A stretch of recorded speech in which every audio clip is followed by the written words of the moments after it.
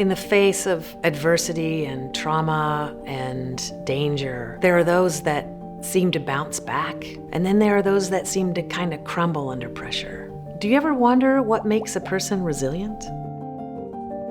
Resilience is the ability of an individual or a system to recover in better than expected ways. When you're stressed, when something is happening, when you're threatened, you feel your heart start to race. That's your respiratory system working in an adaptive way. And then it might get worse if the stress doesn't subside, or if you're taxed even more, or if the threat increases, your system increases accordingly for survival. But then when the threat passes, you can feel your system recover. You can feel that you've had enough, and then you can start to return to baseline.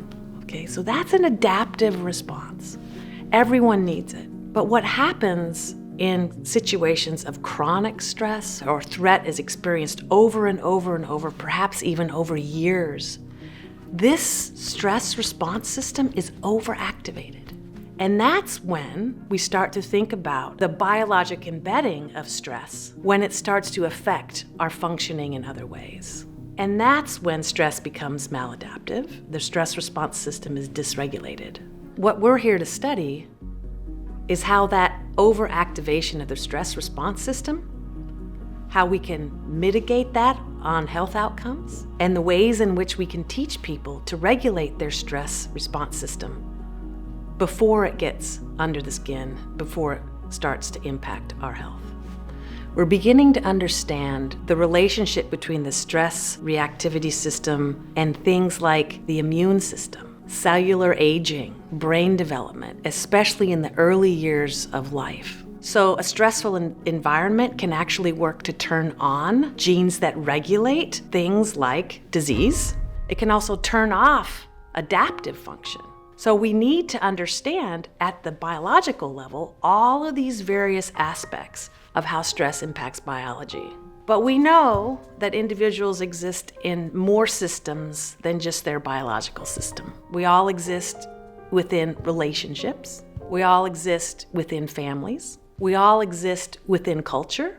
And we all exist within society. All of those various biopsychosocial levels can influence how we regulate stress, how stress is expressed in our health and our well-being, and how we become healthy individuals in the context of adversity, stress, and trauma.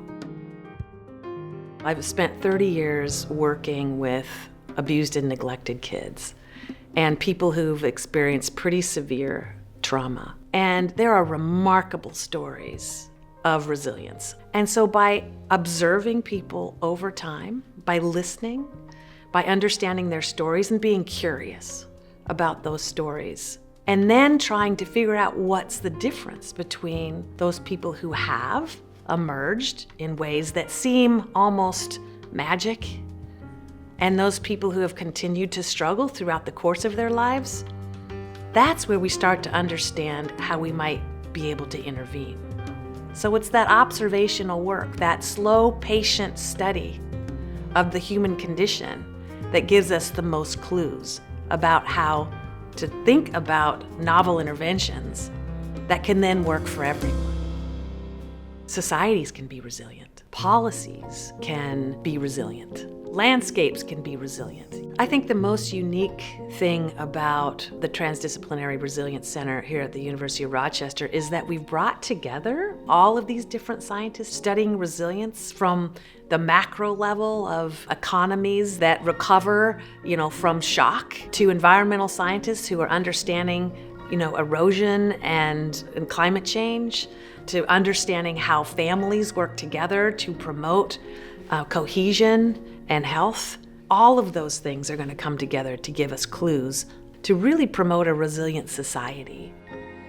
My research is on children and adolescents, and we're also working with people who study the aging aspects of stress. And that's going to help us understand when we can intervene, in what kind of biology systems, to really promote resilience across the lifespan.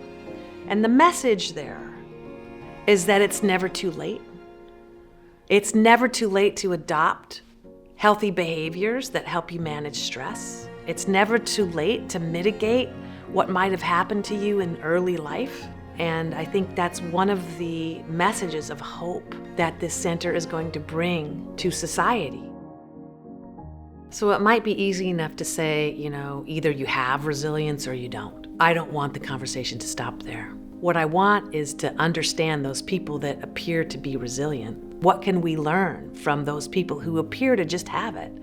Because that's not good enough for me. I want everyone to have it. The big hope is that the science that we're producing is able to be elevated in ways that actually change policies, in ways that embody resilience, where all people have the best chance of leading their best lives.